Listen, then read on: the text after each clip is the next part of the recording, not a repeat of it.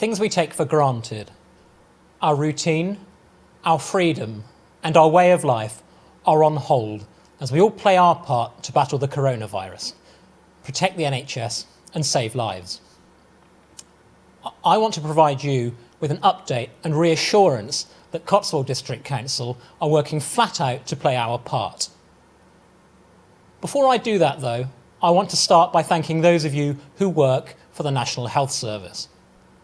You are on the front line in this fight, and the whole of the Cotswolds stands beside you. I was at the supermarket at the weekend as they opened an hour early for NHS staff. I find it hard to believe that anyone could fail to be moved at the sight of nurses, doctors and other healthcare professionals queuing, many having just returned from caring for sick and vulnerable people. I also want to thank those of you who remain working on our behalf, whether that's in our food stores, ensuring that people can buy food, our police force keeping us safe, or our council staff ensuring that services continue to function. Thank you all so much. I've chaired a number of cabinet meetings at the District Council over the past 10 days, responding to this rapidly changing situation. We've got a huge challenge on our hands, and we'll need your support as we battle the virus. Growing up in the Cotswolds, I've experienced firsthand how in times of adversity, we pull together. Whether it's through flooding, fire, economic downturn, or austerity, you have always answered the call to action. You are what makes the Cotswolds what it is.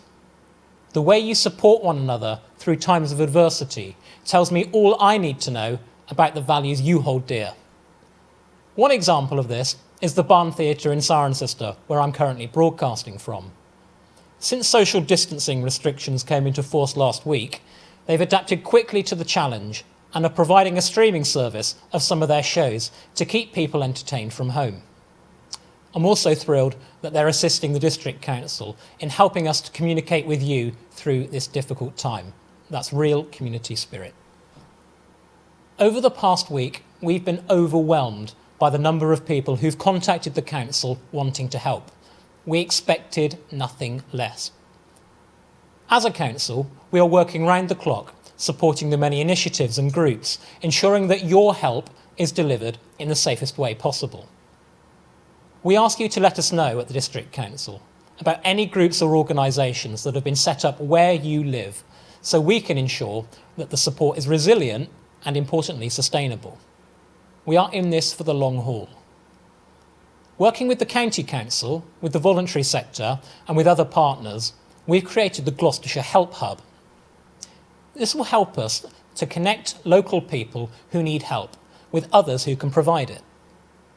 If you are able to volunteer or know somebody that needs help, it must be reported via the County Council's website. That's gloucestershire.gov.uk. We want to make sure that no one is overlooked. Lots of people are keen to help, and I ask those who have volunteered to remain patient.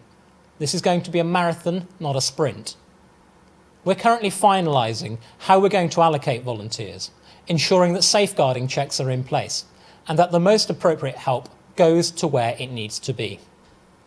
You have told us that one of the most difficult things to handle in recent weeks is the lack of certainty. It seems that every day at the moment seems like a lifetime. From tomorrow, all residents in the Cotswold District will receive a letter from me and my team signposting where you can go for help. For those of you who run businesses, this is anything but business as usual. It is stressful and the future is uncertain. Again, businesses right across the Cotswolds have demonstrated their creativity in adapting to the circumstances, offering remote services, using online, and genuinely responding with compassion and ingenuity in the way that you have treated your customers and your staff in particular. The District Council website has details of support for businesses.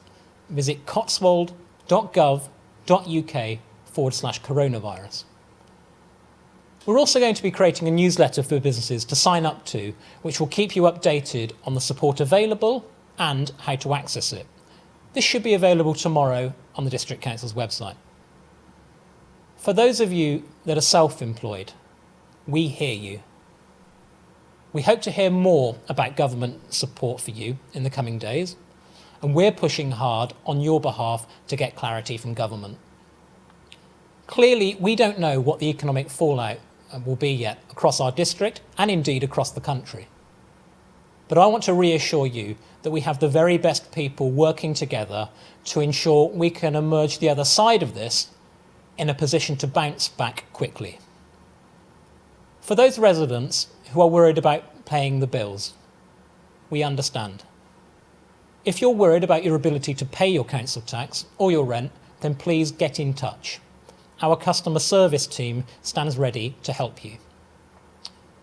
Thanks to the Barn Theatre, we're going to be hosting a regular Q&A. This will be live streamed via Facebook, so we can answer some of the questions that you might have, and more details of this will follow. These are extraordinary times, which call for an extraordinary response. This year marks the 75th anniversary since the end of the Second World War. And what's becoming clear is that this is the biggest crisis we've faced since then. But unlike then, we're not under attack, and we're not being asked to go to war. We're simply being asked to stay at home. We can beat this virus. We can emerge stronger. Visit the Council's website for more details. That's cotswold.gov.uk/coronavirus. Stay at home, protect the NHS, and save lives. Thank you.